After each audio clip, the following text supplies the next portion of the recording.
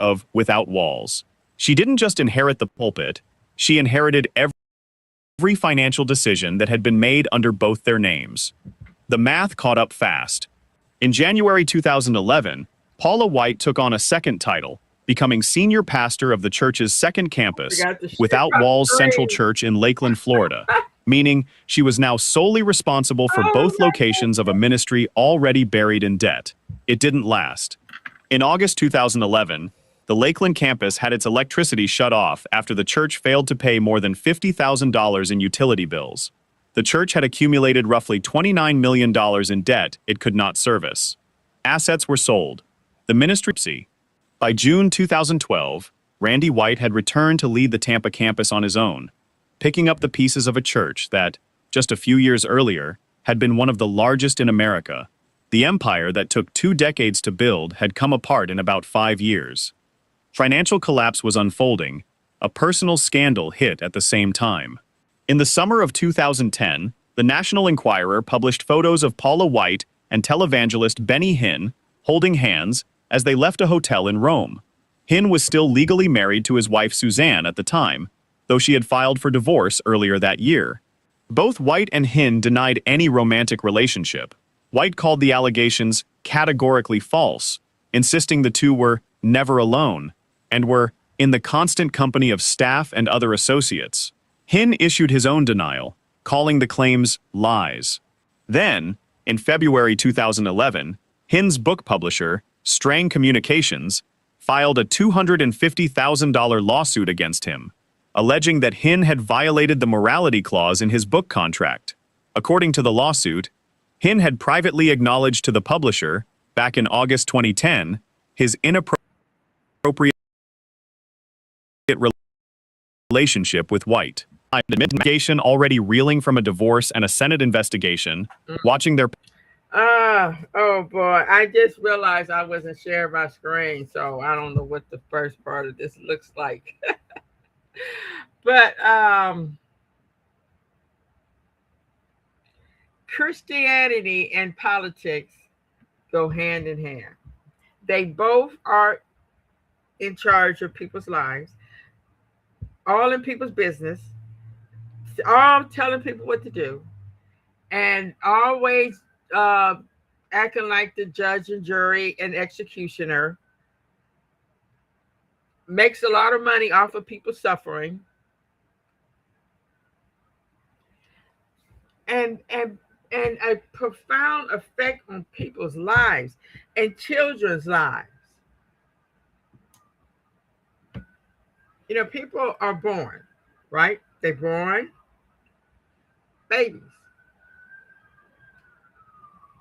We teach our kids to be hateful. We teach our kids to be a certain religion. Our kids are a product of who we are. Our kids learn from what they see, not always what they hear, but what they see. And if they see parents treating other people like dirt, what's the chances of them doing the same? Pastor's name attached to an infidelity scandal involving one of the most famous faith healers in the world was one more reason to walk away. In 2011, with Without Walls in bankruptcy, Paula White took over as senior pastor of New Destiny Christian Center in Apopka, Florida. She was stepping into a church already dealing with its own tragedy. Its founder, Zachary Timms, had died the previous year of a cocaine and heroin overdose. At the time White took over, New Destiny had roughly 8,000 members. It should have been a fresh start. It wasn't. By 2017, membership had collapsed to fewer than 500, a loss of more than 90% in 6 years. In 2019, White handed the pulpit to her son, Bradley Knight, then serving as associate pastor, and the church was rebranded City of Destiny. White remained involved as a teaching and overseeing pastor rather than a full-time leader. The rebrand didn't stop the bleeding. The church would go on to change its name again, becoming Story Life Church, with the sanctuary continuing to empty out. Recent footage shows congregants now seated around tables rather than in rows of chairs, with the band moved down to ground level because the stage built for thousands is too large for the room's remaining crowd. 2 churches, 2 collapses, same pastor. In early 2015, Paula White married her 3rd husband, Jonathan Cain, keyboardist of the rock band Journey, also his 3rd marriage.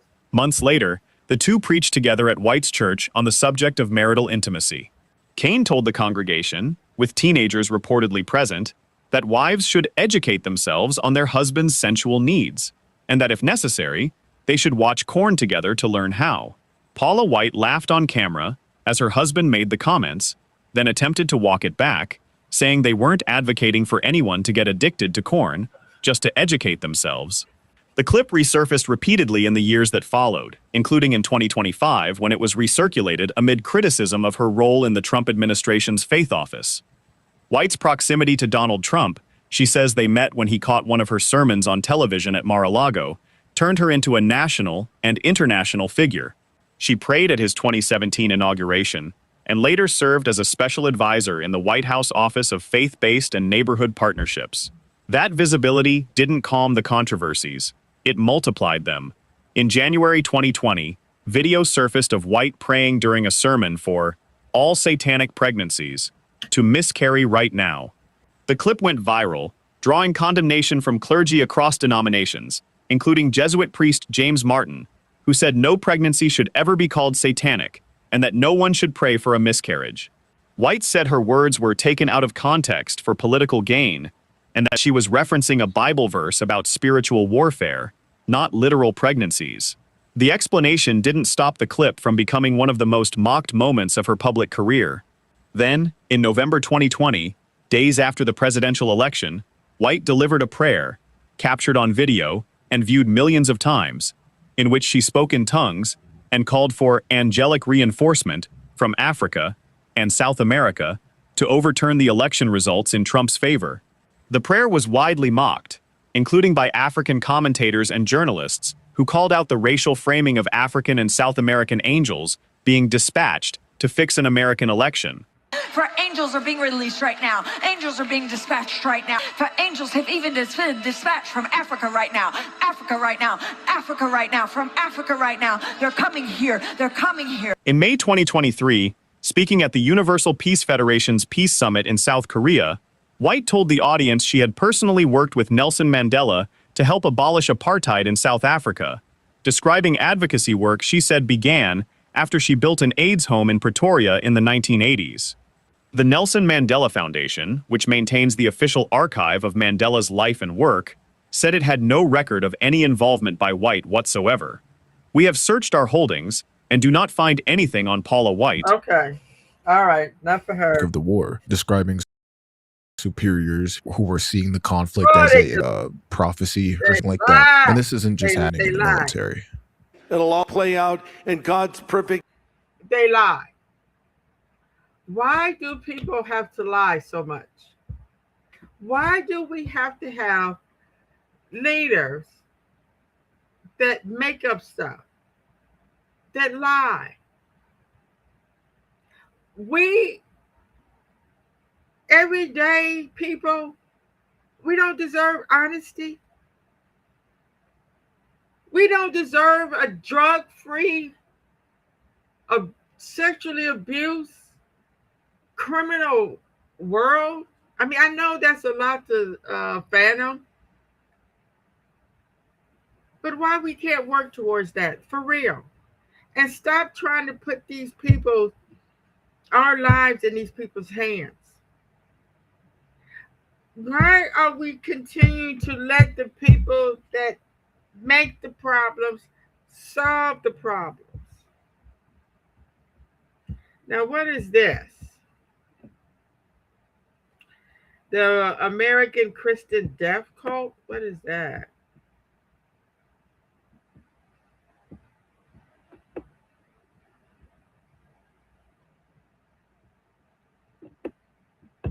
When you mess with the bull, you get the horns. Is that too soon? I'm sorry. Maybe you shouldn't kill Jews, stupid Muslims.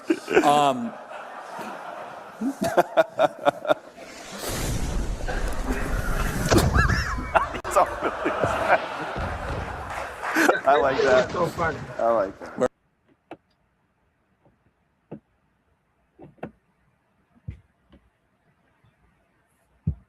If you as a gay person would go to Gaza, they'd throw you off of tall buildings, right? Now they don't have any tall buildings left, so I don't.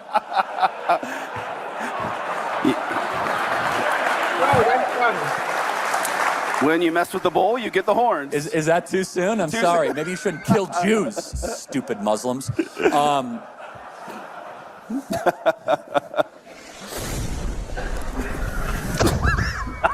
really sad. I like that. Now, these are the kind of people that Where you was that? want. All right, Yo, now kid. it seems like an appropriate time to make this video, considering the release of Dune Part 3 trailer. It seems like for years, modern American wars have been covered in a moral language, that being battles fought for freedom or justice or civilization, quote unquote. However, in recent years, there's been a subset of American Christian culture that has taken this a bit further by transforming war from a tragic necessity into some form of sacred mission. Are you looking forward to Armageddon? I'm definitely am. So you're looking forward to Armageddon. Looking forward to Armageddon and looking forward to the cleansing of the earth. And what will happen is Israel and the Western world, in order to save our type of civilization, have got to fight the Muslim. And if we don't take out Iran one way or another, if we move out of Iraq, the Muslims are going to take over and they're going to follow us here. Now, recently, of course, as the United States joined Israel in a new conflict with Iran, there have been actual reports emerging of military commanders encouraging troops to see the war as, quote, all part of God's divine plan. One U.S. Army non-commissioned officer recounted that his commander explicitly cited the Bible's book of Revelation, invoking Armageddon and the imminent return of Jesus Christ to cast the Iran war in prophetic terms. And this isn't just an isolated incident. According to the Military Religious Freedom Foundation, more than 200 service members across all branches have filed complaints in the first week of the war, describing superiors who were seeing the conflict as a potential apocalyptic prophecy or something like that. And this isn't just happening in the military. It'll all play out in God's perfect timing. But I can say this. When we see this kind of activity in that part of the world, it reminds me of the words of Jesus, who said, when you see these things begin to happen, look up, because your redemption is drawing near. As far as I can see, the next event on the prophetic calendar will be the rapture of the church. But what we should be doing right now is pray for this whole campaign to come to a successful end. Pray for our military. Pray that God gives wisdom to our president and his cabinet. Now, this is all a process that has been growing and has been active in the United States for a long time. We've talked about American Christian nationalist rhetoric. We didn't really get into how they sacralize modern conflict. However, all this has been very apparent in this explicit framing of this holy war, especially in today's political and military culture. The United States has had a long history of wrapping its wars in moral and religious narratives as American political leaders. And they talk about jihad, and they talk about the Muslim jihad war, and they just as bad. See, we've yet to have somebody who wants to tell the truth, so people can make better and sound decisions based on what's real. And institutions frequently portray American military violence as a force of higher virtues, that being redemption, rescue, order, or freedom. During World War II and the Cold War, we began to see United States and interventions exist undertones. In 1954, amidst the Cold War against, quote, godless communism, the phrase "under God" was inserted into the Pledge of Allegiance, and Congress adopted "In God We Trust" as the national motto in 1956, which were symbolic moves to distinguish the United States from atheistic Soviet communism. President Ronald Reagan sharpened this language in 1983 when he denounced the Soviet Union as a, quote, evil empire, casting this whole geopolitical struggle as a battle of good versus evil, and even aligning American aims with God's purposes. Association of Evangelicals community from coast to coast in our great land deeply appreciates and values his love for the truth of the Bible and his commitment to its great moral values. Ladies and gentlemen, the President of the United States. I would rather see my little girls die now, still believing in God, than have them grow up under communism and one day die no longer believing in God. Wow! That is a hell of a statement. Your kids, my kids, I want my kids to live whether they are communists or fascists or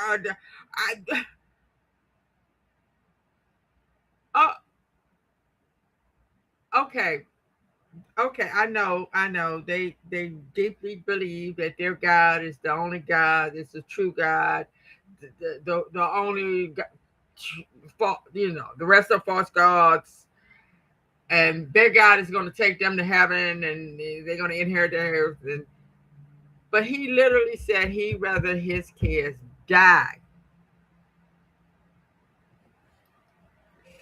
So that means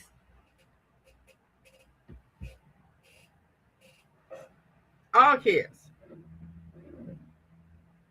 Don't you think those Indians that when your people came over felt the same way? When you came over this land and took it over, brought your fascist ideas,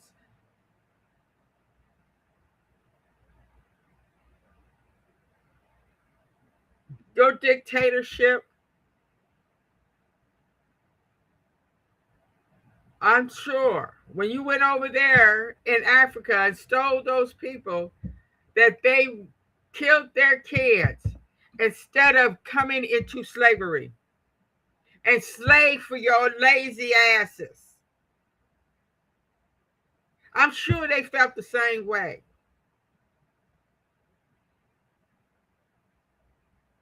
But it doesn't, nothing they can do about it. But it got him elected, and it got him to be president, and it got him the ability to continue the reign of terror all over this world. Because what happened was they gave it the green light for these other countries to bomb other countries.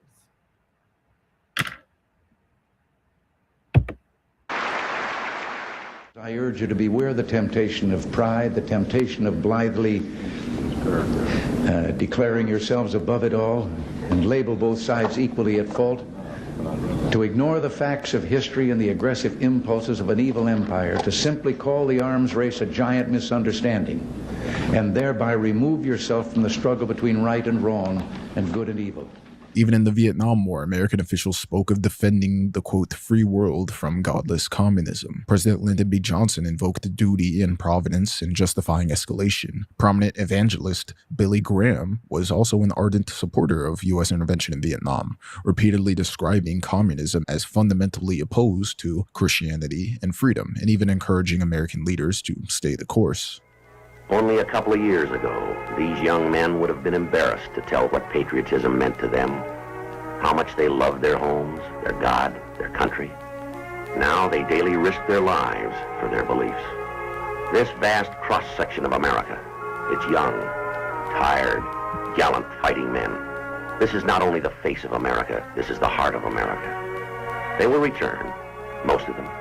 It's here we begin to I see know that American voice. wars being Put sold my as name on it. necessary acts of virtue, whether it's being justified through administering freedom or administering God. I know that voice. And we see even more of this after the September 11th, 2001 attacks, as President George W. Bush spoke of a global fight for freedom against, quote, an axis of evil. And although Bush did not say America was at war with Islam, some U.S. military and political figures cast the war on terror in, frankly, spiritual terms. Lieutenant General William Jerry Boykin, a Defense Department official, publicly described the post 9/11 conflict as a confrontation between Judeo-Christian civilization and Satan.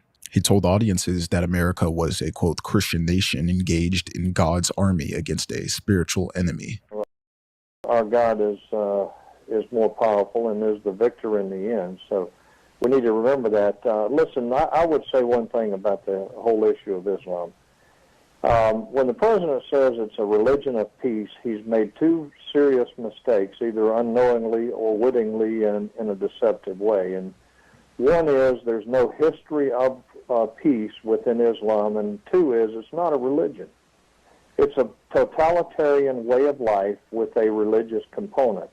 That's the fundamental problem in America with dealing with Islam. We still treat it as if it's protected by the First Amendment. But this is something that has become more mainstream. Nevertheless, American political culture has long tried to moralize or justify their wars, painting them as righteous endeavors against this sort of embodied evil. Your daughters will be raped and your sons beheaded unless we stop Islam once and for all. We're done turning the other cheek. Remember, David didn't pray for Goliath. He killed them. America is a Christian nation, so those terrorist Muslims can f off to any of the 57 Muslim nations. There is only one true God, and that is the God of Israel. Over decades, we've seen a civil religious framework that has taken shape to blend The God of Israel.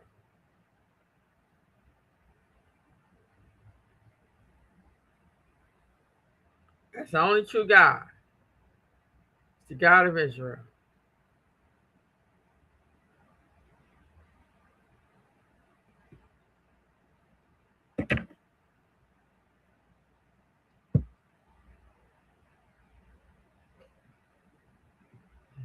Where do you think she got that answer from? Where did she get that notion from? It was taught to her. It wasn't because she seen some miraculous spiritual deity or anything like that. Somebody told her that. Somebody told them that. Somebody told them that. And they read it in a book. Give me proof.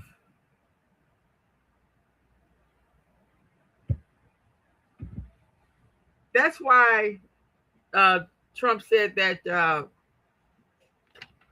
al-Sadat don't like Israel. Now,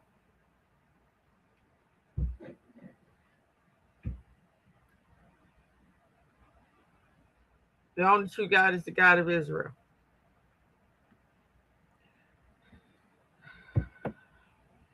and patriotic ideals with biblical archetypes, all in order to reassure Americans that their violence was not ordinary violence. It was elevated violence. It's all justified by God. I'm in Israel, and of course Hamas violated the peace deal. Now they're getting bombed. I get my popcorn ready. Let the fireworks begin. And like I said, what has changed in the present is the intensity of this sacralization. In earlier conflicts, moral framing was often built up. And we're supposed to believe that the Almighty, all-powerful, that created everything, like these people. These Jews that are literally genociding a group of people that always, as far as I've heard, always been somewhat Orthodox, somewhat Oju. I mean,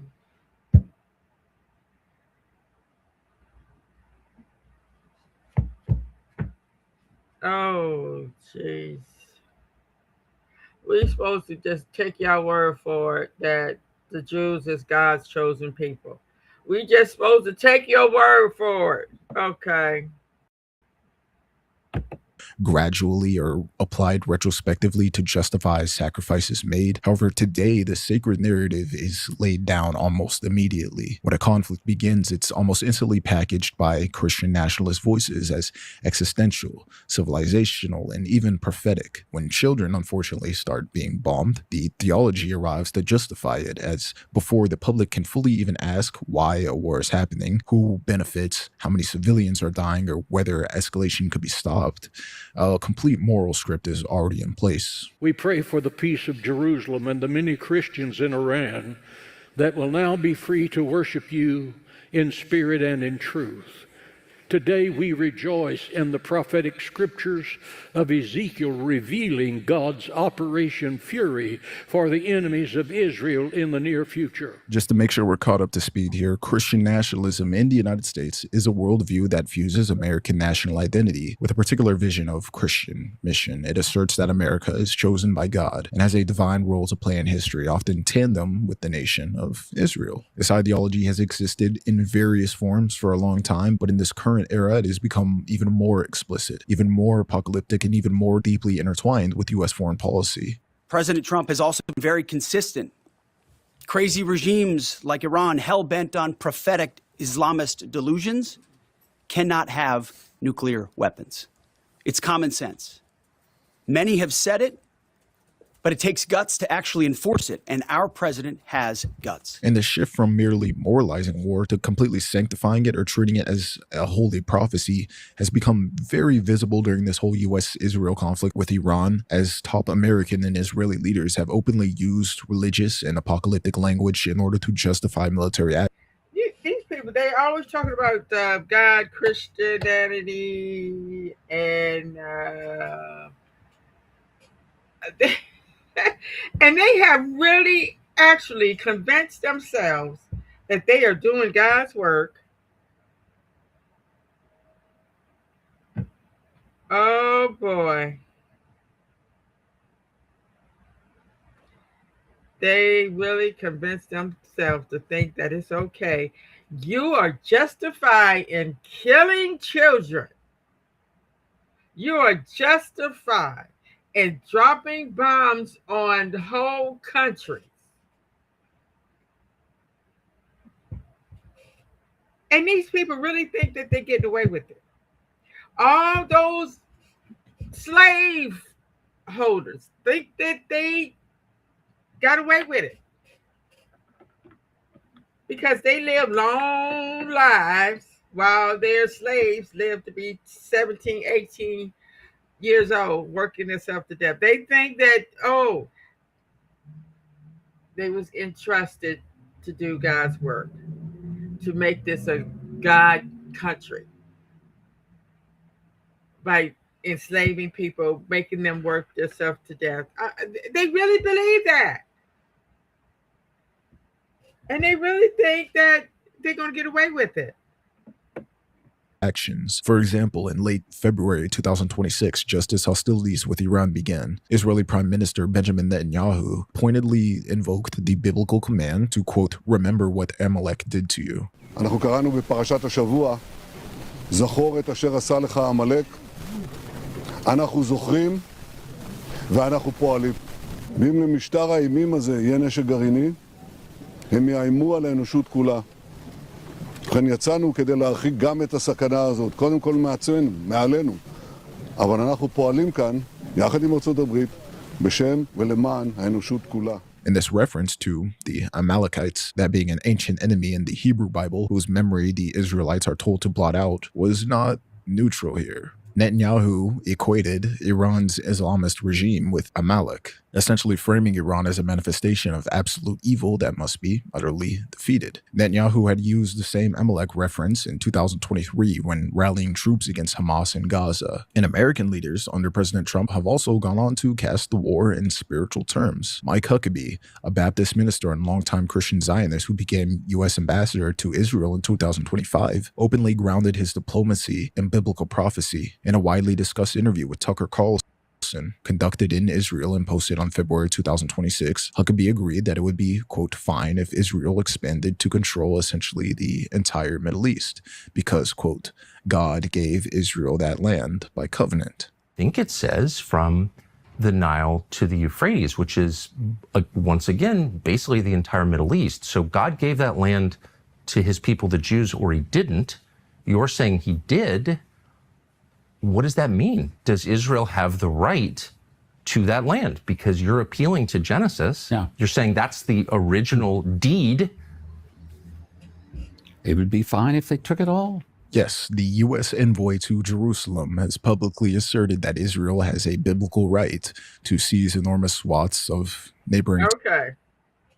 So, of course, all these people is old. Okay? Just think about it. The next 100 years, none of us going to be here. I mean, maybe the little babies that's born. Are they still going to be fighting over this land 100 years from now? They really think that these people are going to sit back and let them take over their land that they didn't have for thousands of years because, it says it in the Bible. All these people that are being killed, just like Russia and Ukraine, all those people that are dying, being killed, being homeless.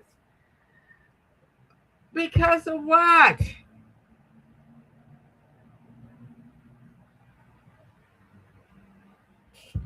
We got to get some people with a brain to lead this world, since we have to have leaders.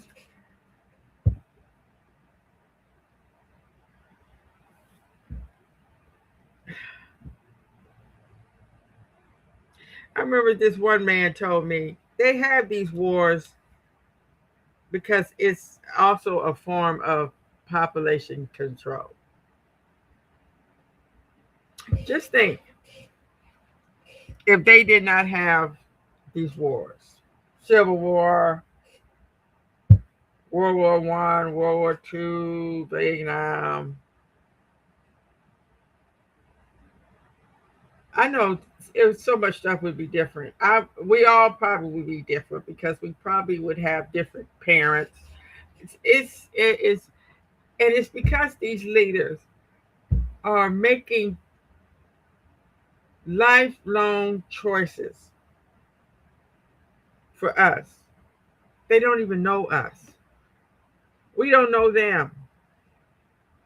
And they making these horrible lifelong choices for us.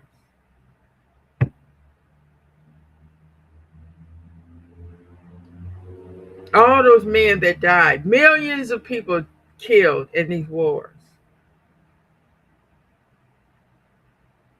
And that means millions of kids that wasn't born. But they want to hoop and holler about an abortion, killing children, but they don't mind killing people every day. They don't mind that. That's that satisfies our lust because we can see it. We want to see it. We want to feel it. We can't see it and feel it when you have an abortion.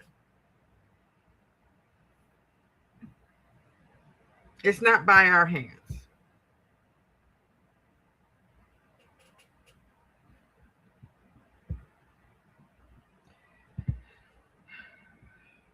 So we really have to, if we want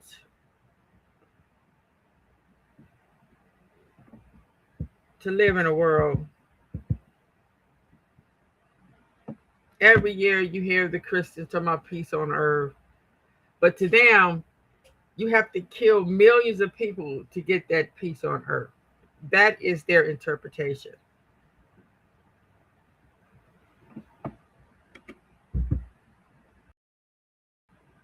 Well, it's looking like we're in real trouble in the Middle East. This is the headline today. Trump's top general is looking for an off-ramp. You heard that correctly, off-ramp from the Iran war as U.S. military options remain limited.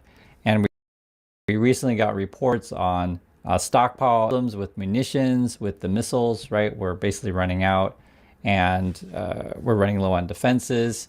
And what more can we do? I mean, can we bomb our way out of this? Probably not. Are we going to do a land invasion? That would be a disaster. Dan Kane looking for off-ramp. Let me read a little bit. You can hear it for yourself. Quote, Kane is looking for an off-ramp. Right there. So it says NeoCloud, colocation, and emergency AI intra, it looks like, or infra. I can see the different names of companies. Basically, the ones on the right look to be crypto miner kind of things, and maybe they're getting out of crypto and going into data centers and otherwise for AI. The ones in the middle are more like your traditional data center, because not everything necessarily is AI focused. And then the ones on the left are kind of more, all your new ones are like, hey, we're building just for AI. And they'll play some smoke and mirrors. I mean, literally in the chart, the smoke and mirrors are right there. It says SpaceX high, SpaceX low.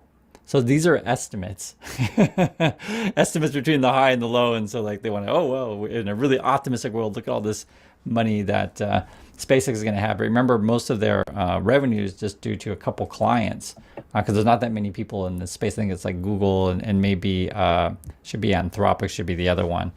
So there's that. For bigger and longer term considerations, BlackRock sought to raise debt financing for a metadata center, but there was one type of investor the asset management giant was trying to avoid, those looking for a quick profit. So it focused on real money accounts, pension funds, insurance funds, to avoid fast trading investors who can quickly tank a bond's secondary market performance. And so far the strategy looks to be working. Bloomberg's credit reporter, Tassos Vosos, is here to explain why.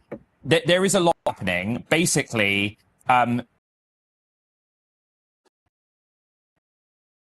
supply has exploded, and issuers have tried to reassure the market that it's exactly that. I mean, we were here last month talking about how these bonds underperform in the secondary market because, frankly speaking, people are concerned. People are concerned that so much bonds are going to come into the market, they won't be able to absorb that many. And what banks are trying to do now, obviously, you cannot take away the AI buildup. That's the future. The market has actually agreed with that. So that has to be financed somehow. But what the banks are trying to do is trying to take away the risks out of the market as much as they can. As you mentioned, fast money accounts, those who like buy the bonds, sell them straight away for a quick profit. We've seen in previous months, they come to the market and the bond price tanks straight away. You have companies saying, yes, we're going to raise $25 billion today, but won't come back until the end of the year.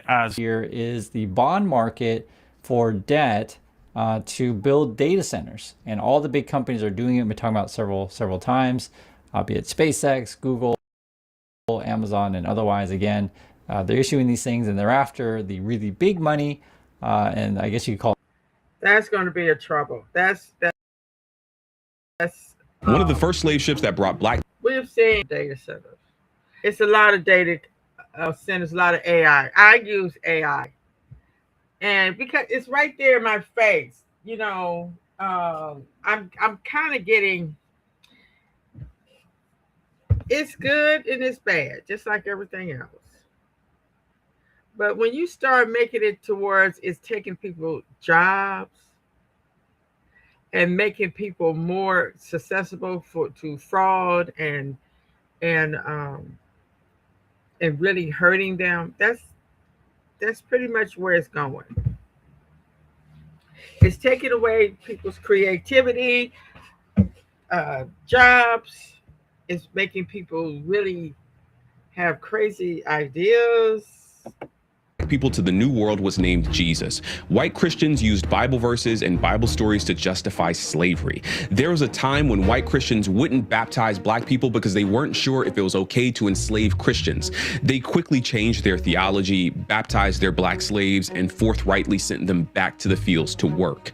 4, both black and white prosperity preachers have scammed millions of dollars from faithful black parishioners living in American slums. 5, it is an undeniable fact that Christianity has been a tool of oppression for black people all throughout the world. And yet today, Black Americans identify as Christians at a staggering 79%, higher than any other group in this country. So the question is, why are Black people still Christians? And while we're at it, I actually think there's a more pressing, more existential question that needs an answer. Does God hate Black people? In nearly every country on every continent around the world, darker-skinned people are treated poorly. By nearly every measurable standard, so-called Black people are at the bottom of the social hierarchy everywhere. So much so that in majority Black countries like Haiti and Nigeria, skin lightening creams are wildly popular. Anything to gain some proximity to whiteness and some distance from Blackness. Africa is rich with natural resources, boundless human potential, unfathomable wisdom, and brilliant cultural traditions. And yet, colonial powers have pillaged, exploited, and divided nations and people in ways that are frankly irreparable, all without consequence. I mean, I don't know. You'd think that God would help us out a little bit. We've been through a lot, God. Maybe there's a Bible verse that we can look to. And the Lord will make you the head and not the tail. You shall be above only and not be beneath. Who is this verse about? Not only do Black people identify as Christians at a higher rate, half of Black Americans report attending church at least once a week. I was one of them. In fact, I was a pastor for a number of years. I've preached all over the country and world. I've given Bible studies. I've baptized folks. I have been in it, and these questions have been nagging me for a while. So in this... That's another thing that keeps us down to religion. I was a Jehovah's Witness for 25 years. I mean, I was trying to be a Jehovah's Witness for 25 years, I might as well say, because it was a while before I finally got baptized. And I noticed that you cannot be Black and be a Jehovah's Witness. I found that out. Because they don't want you talking about slavery. They don't want you talking about their racist roots. Yeah, that is off limits. You are a Jehovah's Witness. And the way they have it set up, you can only go to the Kingdom Hall that's in your area. So a lot of the Kingdom Halls are practically all Black, and some are practically all white. And I seen it for myself, how Black people act, the Jehovah's Witnesses. Yeah, they treat you bad if you are a Black person and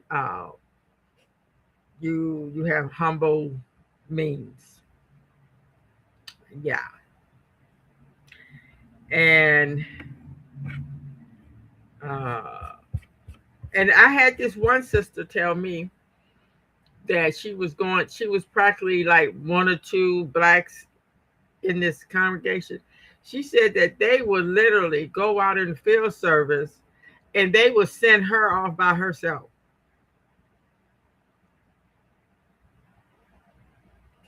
Because the neighborhood that they was going out in the field with was practically white. And also, I had this one woman tell me that she asked one of the one of the witnesses, why is there only white people on the magazine? And she said that the answer was, well, because it's predominantly white people over here. So, in other words, they don't want to piss the white people off by putting a Black person on the watchtower or they'll wait because they most likely will not take it if it's a black person on there. And if you see a black person on there, they're usually with another white person or is more than one black on there. Because a lot of white people would not like to have a magazine with a black face on it. That's religion for you. This video, we're going to get some answers. I talked to a couple of people. One of them is my friend Claudia. My name is Claudia Allen. She is easily one of the most conscious people I know. She's well-read, tapped into history and literature, a person who is thinking about race, class, and power in very critical ways. But she's a preacher and a committed member. There is no other people group on the face of the planet who has experienced the kind of suffering that is akin to the life, death, and resurrection of Jesus Christ like black and brown people. No other group. Since she is well... Okay. That's if you believe in Jesus.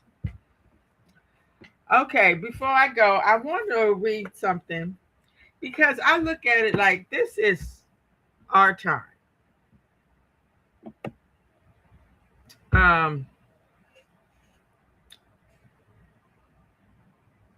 What we're going through. Every administration, every election has consequences that all of us, all around the world, not just here in America, have to suffer and deal with. And it's good for some people, but overall it's mostly bad because even when it's good for you, the bad could spill over on you. Okay, 1932, Franklin D. Roosevelt. The major events was the Great Depression. 1936, Hitler attacks Poland. 1939, World War II began. 1940, U.S. in World War II, 1941 to 1945. FDR dies April 12, 1945. 1945, Harriet S. Truman. World War II ends August 14, 1945. Cold War with USSR begins in 1946. The Marshall Plan gives aid to Europe. NATO is founded. Korean War starts June 25th, 1950. You see what the American people have had to deal with because of our leaders. People have had to suffer. These parents have had to see their kids go off to war. They have had to see their loved ones come back in body bags. So right now, what we're going through is horrible.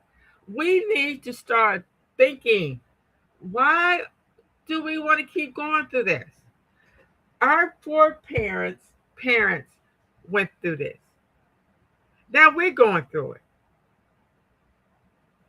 Do we want our children to keep going through this mess? Because nothing is I don't see anything getting better. All right, I'm going to end now. Thank you for listening. You all have a wonderful day. I'm going to come back and read some more of the major events